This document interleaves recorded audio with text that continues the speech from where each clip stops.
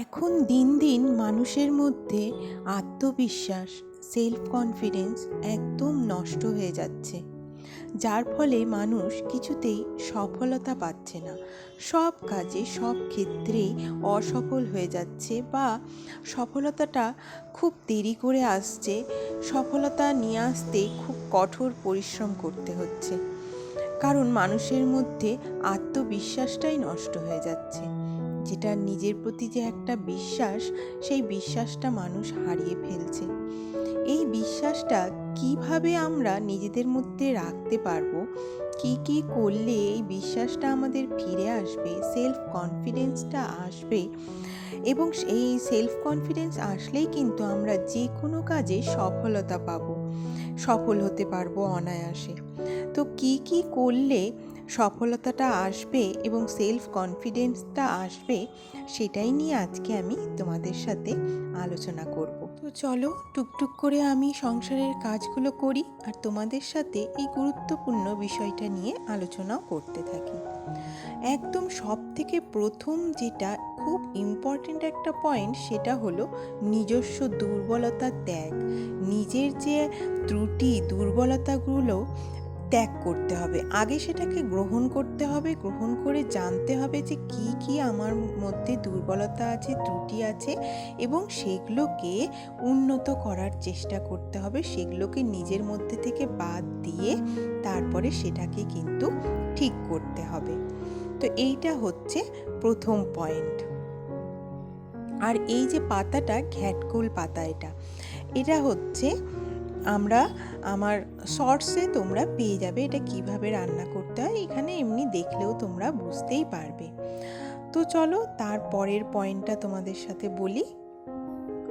তারপরে হচ্ছে ছোট ছোট সাফল্যের জন্য নিজেরা আমরা যেটা ভালো কাজ করি না, ধরো কোনো রান্না করলাম, সেই রান্নাটা ভালো হলো, এইরকম ছোট ছোট যে কাজগুলোর জন্য না নিজেকে পুরস্কৃত করতে হয়, নিজেকে উৎসাহিত করতে হয় যে বাহ, আমি ওই রান্নাটা তো দারুণ করেছি। নিজেকে নিজে পুরস্কৃত করলে, নিজেকে নিজে উৎসাহিত করলে কিন্তু নিজের মধ্যে সেলফ কনফিডেন্সটা, আত্মবিশ্বাসটা দৃঢ় হয়।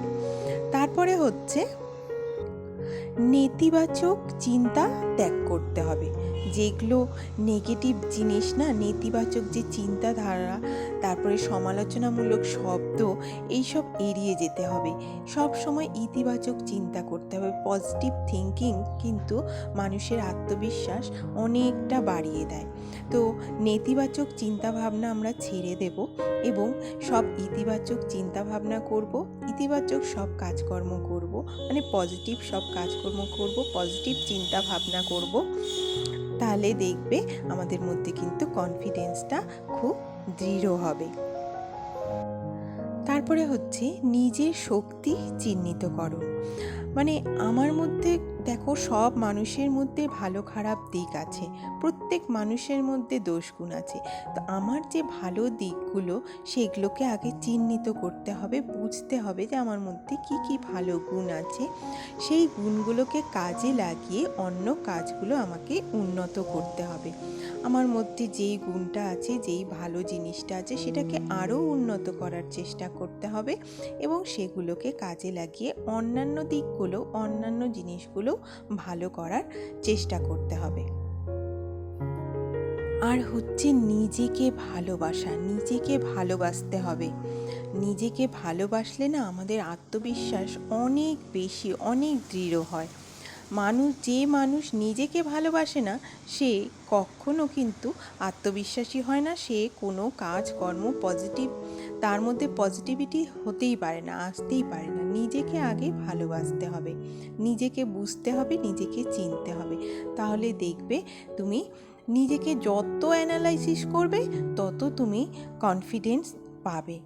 সেলফ কনফিডেন্স, তোমার আত্মবিশ্বাস বাড়বে যত তুমি নিজেকে শনাক্ত করবে, চিহ্নিত করবে।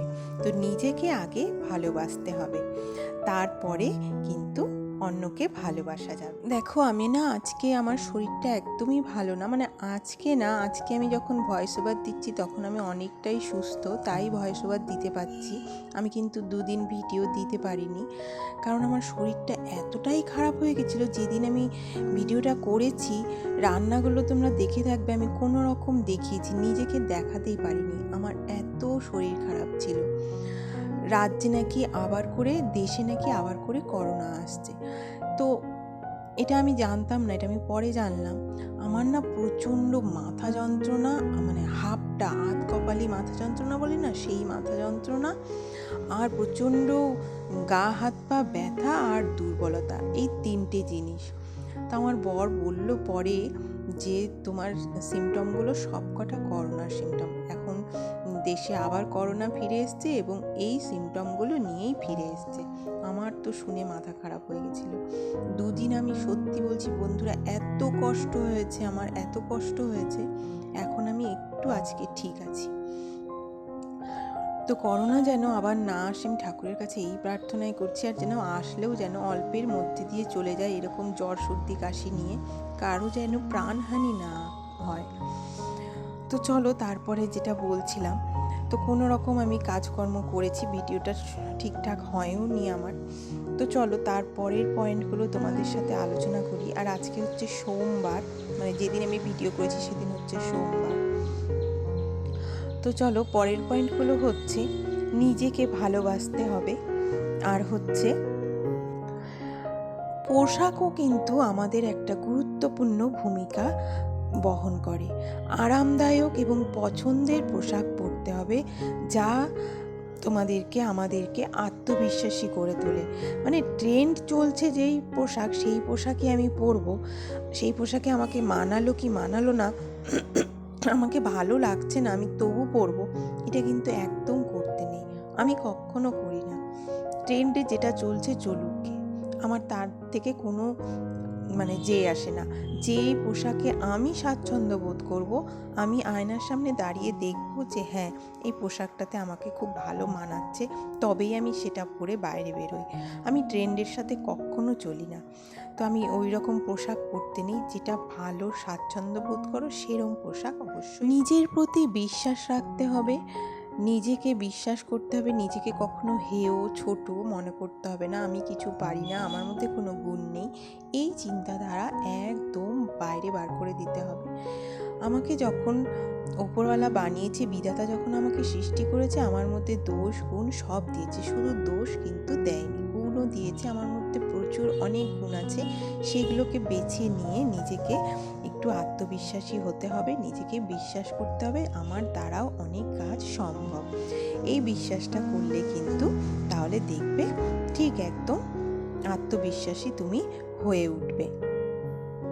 নতুন নতুন মানুষের সাথে কথা বলতে হবে, নতুন নতুন মানুষের সাথে আলাপ আলোচনা করতে হবে, দেখবে অনেক কিছু শিখতে পারবে। নতুন কিছু শিখতে হবে, যতটুকু শিখেছি আমি ততটুকুর মধ্যে সীমাবদ্ধ থাকলে চলবে না, নতুন কিছু শিখতে হবে, নতুন কিছু আবিষ্কার করতে হবে। যত নতুন কিছু শিখবে তত তোমার কনফিডেন্স বাড়বে, তত তুমি আত্মবিশ্বাসী হয়ে উঠবে। তো এই রকম করে এই জিনিসগুলো, এই কৌশলগুলো অনুসরণ করলে কিন্তু আমরা নিজেরা আত্মবিশ্বাসী এবং সেলফ কনফিডেন্স হয়ে উঠতেই পারি। তো দেখো আরেকটা তোমাদেরকে টিপস দিই, এই যে এখন করোনা ফিরে আসছে, করোনার মধ্যে কিন্তু ভয় পাবে না একদম। আর একটু আদা, তুলসী পাতা, গোলমরিচ, লবঙ্গ এইসব দিয়ে চা খাবে, সকালবেলা ঘুম থেকে উঠে একটু উষ্ণ গরম জল খাবে, দারচিনি খাবে, এই সব কিছু করলে কিন্তু করোনা দেখবে সহজেই কিন্তু করোনাকে তোমরা একটা নর্মাল অসুখ মনে করে নিতে হবে করোনাকে, তাহলে দেখবে যত শক্তিশালী হবে ততই। দেখো করোনা আমাদের বাড়ির মধ্যে আমাকেই বারবার অ্যাটাক করে, যেহেতু আমি একটু ভীতু টাইপের, ওই কারণে ভয় পেলে চলবে না। আমাদের বাড়িতে 80-85 বছরেরও মানুষ আছে বয়স্ক, আমার শ্বশুর শাশুড়ি সবাই আছেন, তাদের কাউকে করোনা কিন্তু সেভাবে অ্যাটাক করে না, আমাকে যতটা করে, কারণ আমি প্রচণ্ড টেনশন করি, ভয় পাই ওই কারণে। আর ওনাদেরকে কিচ্ছু হয় না, ওনারা ভয়ই পায় না, কি করোনা কোথায় এসছে অত খোঁজ খবর কিছুই রাখে না। ওই জন্য ওনাদেরকে করোনা অ্যাটাকও করে না। তো যাই হোক, করোনাকে ভয় পেও না, আর স্বাভাবিকভাবে থেকো, স্বাভাবিক জীবনযাপন করো, দেখবে কিচ্ছু হবে না। জ্বর সর্দি কাশির মতো এটাও হলে ঠিক চলে যাবে। আর হচ্ছে আজকের ভিডিও আমি এখানেই শেষ করব। তোমরা সবাই খুব ভালো থেকো, সুস্থ থেকো। দেখা হচ্ছে নেক্সট ভিডিওতে।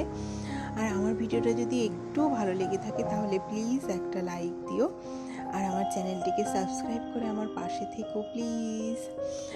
তো আজকে এইটুকুই, দেখা হচ্ছে নেক্সট ভিডিওতে।